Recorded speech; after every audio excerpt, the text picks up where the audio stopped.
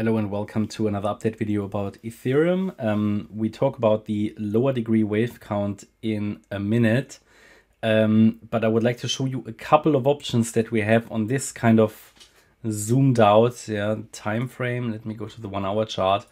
Now, looking at this entire move down, I think we've got a couple of likely options here that I want to make you aware of. Obviously, the first one is this one that you know of, that we've been talking about, that of this April high, we came down in an A wave, moved up in a B wave, and that's the same in both scenarios. It's just a question, how do we get the subdivisions done in this move down, because it is very, very choppy.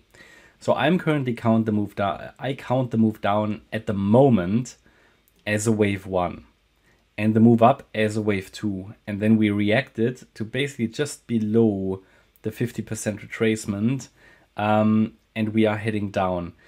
Now, this could now be a third wave down, and that would likely send us probably below 1660 here.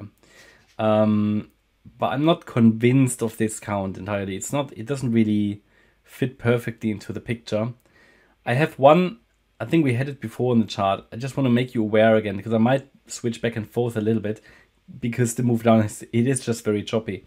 And the other count would suggest that we had a wave 1 actually here, that the wave 2 was here, and that we see the move down. Obviously, then the wave 1 is a 3-wave move, wave 2 as well. Wave 3 would be a 3-wave move as well. And we would then deal here with an A wave down, a B wave up, and a C wave down. And that might be done with one more wave down here. And then we get a 4 up and a 5 down. See, this is also a very, very likely count.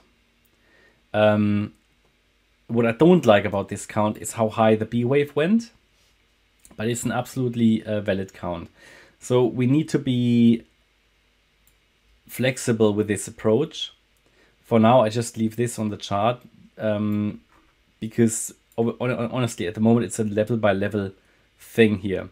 And if in this move down, in these 5 down, we make a lower low below the A wave low at 1739, it could very well be that the C wave of wave 3 is done.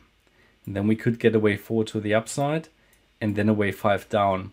So this is not an unlikely scenario. It looks a bit strange, but it's a perfectly fine ending diagonal. So we need to keep options open. Looking at this subwave structure now, and I think let's assume we had an A wave down here and a B wave. To be honest, if this is an A, B, and we're now coming down in C and head down further, or if this was a 1, as I had it before, this here a 2, and we come down in a 3, doesn't make a great difference, to be honest. What is interesting here now and important is to understand the subwave structure here of the move down. By the way, you hear the dog in the background. He's just sort of dreaming, I think. So if we look at this move down, we currently can count a wave 1, a wave 2, a wave 3, a wave 4, and I think one more low should be happening here. And again, that could be the C wave of wave 3 possibly. So let's zoom in.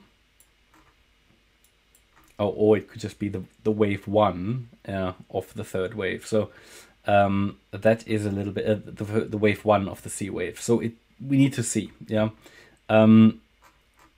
This, how I have it now, that would match better the Bitcoin chart and would basically point us nicely towards roughly 1660. But we'll take it level by level. So I shared this micro count earlier on Telegram and Discord already. We can see a small wave 1, a wave 2 here. Here we had another 1-2 set up that sent us down in this third wave. That third wave is probably complete. We're now retracing in a fourth wave. We've now hit the 38.2 retracement level at 1810. So a bit of a reaction, but not enough yet to say that we have topped here. The point is here, this is resistance for the wave 4. So above 1820, I don't really want to count that anymore as a wave 4.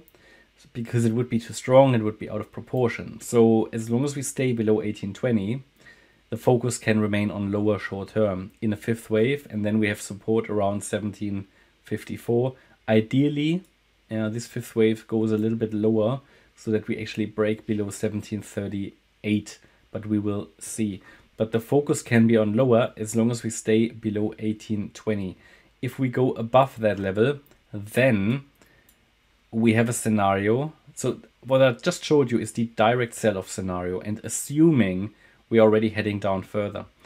What is possible though is that we do something crazy, like, let me see, like similar to what Bitcoin could be doing, that we get a larger B wave, for example. That's possible. Or in the other count that I showed you, a larger wave 2. So that this is the one. The wave 2 comes a little higher. And then what we're doing here is just an, an A wave in 3 waves. We're now coming down in a B wave. This could be a completed B already. Yeah.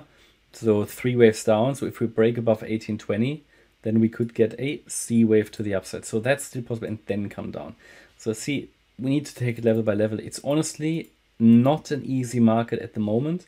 If I could make it easier, I would. You know, it's just difficult. So yeah, also a bit frustrating because it's just basically just moving sideways. Even today, I mean, we came down, but literally we're basically still at the same price that we were at on the 13th of May. So it's just sideways. Anyway, that's my best assessment of the Ethereum chart at the moment. I hope you liked the update.